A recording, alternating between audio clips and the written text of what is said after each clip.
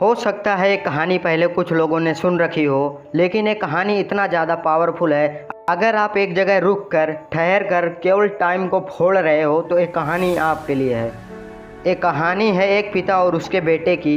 पिताजी अपने बेटे से कहते हैं कि मेरे पास एक घड़ी है, इस घड़ी को तुम्हारे दादाजी ने मुझे दी थी। ये घड़ी लगभग 200 साल पुरानी है। इस घड़ी को लो और किसी ज्वेलरी स्टोर पर जाओ और कहो कि मैं इसे बेचना चाहता हूँ, फिर देखो वो इसकी कितनी कीमत लगाते हैं। बेटा तुरंत ज्वेलरी स्टोर पर जाता है और वापस अपने पिताजी के पास आता है और बोलता है, पिताजी उस ज्वेलरी स्टोर वाले ने इस घड़ी को ख़रीदने के लिए $100 की कीमत लगाई थी। पिताजी बोलते हैं, चलो ठीक है, अब मैं तुम्हें पॉन शॉप पर भेजता हूँ। बेटा तुरंत पॉन शॉप पर जाता है और फिर वापस अपने पिताजी के पास आता है और बोलता है, पिताजी पॉन शॉप वाले ने इस घड़ी की कीमत $200 लगाई थी।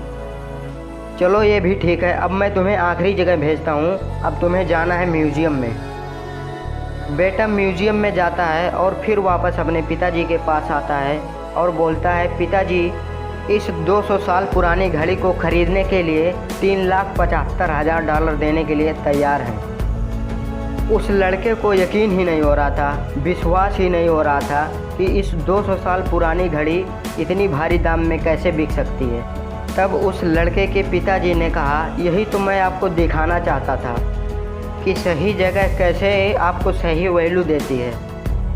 आपकी वैल्यू इस बात पर डिपेंड करती है कि आप अपने आप को किस लेवल पर, किस स्थान पर रखते हैं। यह सिर्फ़ और सिर्फ आपको डिसाइड करना है कि आपको $100 का घड़ी बनना है या फिर $3,75,000 का। अगर वीडियो पसंद आया हो तो चैनल को सब्सक्राइब करके बेल आइकन ज़रूर दबा लें।